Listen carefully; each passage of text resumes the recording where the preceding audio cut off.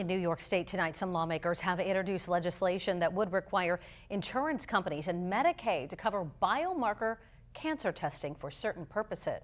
And today, our New York State Capitol correspondent, Elise Klein, updates us on where the legislation is and talks to oncologists about the impact it could have.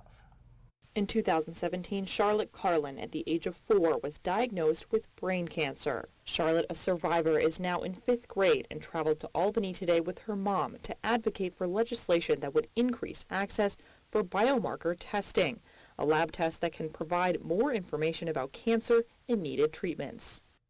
I think it is important because it can change and save lives for people who use it. Charlotte's mom, Mary Carlin, says they were fortunate not to struggle with insurance covering what they needed. But many patients do. Oncologist Larry Norton says he had a breast cancer patient recently who needed a biomarker test to determine a specific cancer treatment, but her insurance wouldn't cover it. Out of pocket, the cost for the test would have been $1,800. It's really tragic that she was put in that situation, and many people can't afford it at all. This legislation will require health insurance policies and Medicaid to cover biomarker cancer testing for diagnosis, treatment, appropriate management, or ongoing monitoring. Some health plan associations have concerns.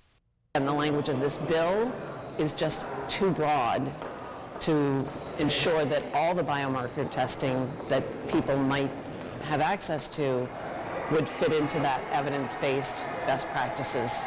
Senator Prasad, sponsor of the bill, says they made amendments to the bill this morning that intend to tighten the bill language to include authorized biomarker testing. We're looking to improve treatment of cancer, and so making sure that we have targeted treatments. And in the long run, it will save money. In Albany, Elise Klein, Erie News Now.